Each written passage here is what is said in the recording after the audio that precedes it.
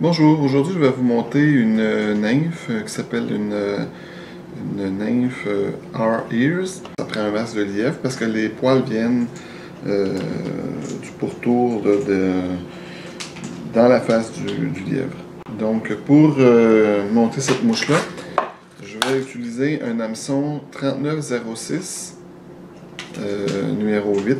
Pour le fil, je vais utiliser un fil ciré brun olive. Ce fil-là a la particularité de bien se séparer pour monter la tête tantôt, faire le thorax, c'est-à-dire je vais avoir besoin d'un fil que je vais séparer à l'aiguille. Donc je vais commencer en installant le fil sur l'hameçon jusqu'à l'arrière. Okay. Cette nymphe-là peut être montée, là je vais la monter en beige, mais elle peut être montée en différentes couleurs. Ça peut être olive, ça peut faire la queue. La queue, normalement, c'est la hauteur du gap de l'hameçon, ok, pour une nymphe. Pour cette nymphe-là, en tout cas, c'est... Voilà. Et là, je vais m'en aller comme ça. Ensuite, pour pour mettre des côtes sur la mouche, je vais prendre un tinsel ovale. Je vais essayer de vous le placer. Ovale, médium, de couleur or. On le sait, je le répète souvent, le tinsel, on l'attache sous la hampe de l'hameçon.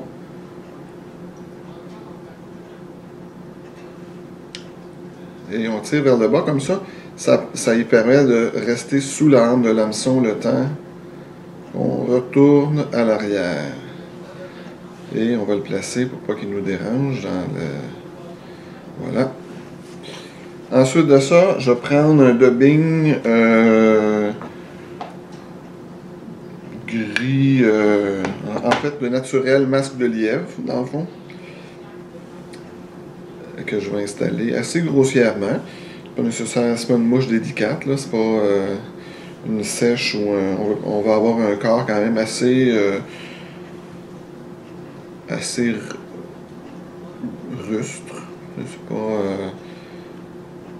même le dubbing, on le finit pas trop. De toute façon, on va remettre le tinsel par-dessus. Et vous voyez, je m'en vais un petit peu en grossissant le corps. Ensuite, je vais installer le tinsel. Je vais faire des tours le plus possible séparés. Et je vais terminer en dessous. J'attache le tinsel toujours en dessous. Donc ça, c'est à se retenir. En dessous quand on l'installe, en dessous quand on l'attache. Ensuite de ça, sur une plume de queue de dinde, je vais prendre une portion pour faire une belle élytre. Ça représente dans le fond ça représente dans le fond l'endroit où les ailes de la mouche, la future mouche, vont être si cette nymphe-là émergerait de l'eau. Là, je veux séparer mon fil.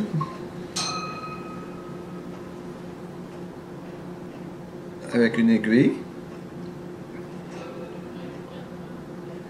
J'aurais pu faire une boucle aussi avec un fil régulier.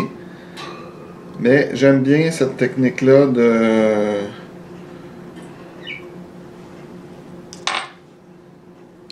Je vais prendre ma pincée de poil que j'en ai insérée et que je vais essayer de répartir un peu sur le fil séparé pour faire juste un peu comme quand on fait une boucle. Voilà.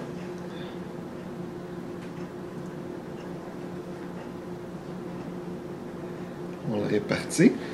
Ensuite de ça, je vais tourner, en tenant le fil, je vais tourner la bobine. Comme on peut voir à l'écran. Je tourne la bobine. Les poils qui sont pris entre les deux fils vont être emprisonnés. Voilà.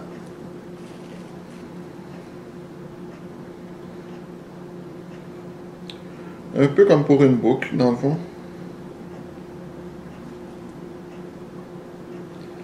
Et je vais installer ma boucle en prenant soin de placer les fibres vers l'arrière. Donc, je perds beaucoup de fibres. Mes fibres n'étaient pas suffisamment emprisonnées dans la boucle. Pas grave pour Et une fois que ça est fait, je vais séparer les fibres sur le dessus. Je veux qu'ils s'en aillent en bas. Et je vais replier mon élytre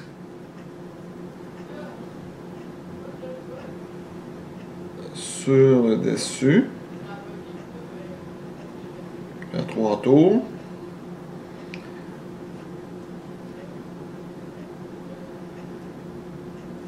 Je vais faire mon nœud.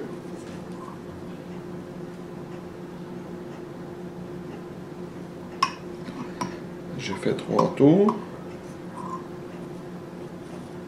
Je vais venir faire un deuxième nœud. Je vais couper l'excédent de la plume de dinde. Je vais mettre une goutte de colle sur l'élytre.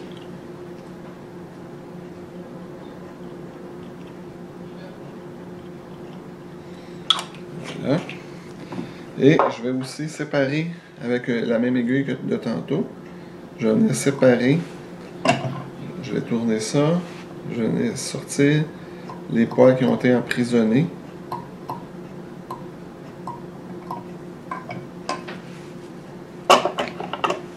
Je vais couper les poils proches de l'œillet.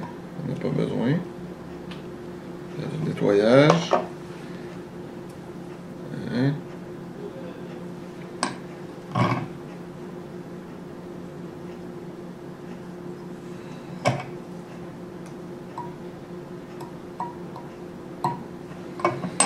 Voilà, ça donne ça du dessous.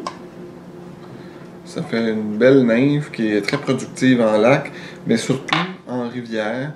Et en différentes couleurs, on réussit à faire un très beau match avec les insectes présents dans la rivière.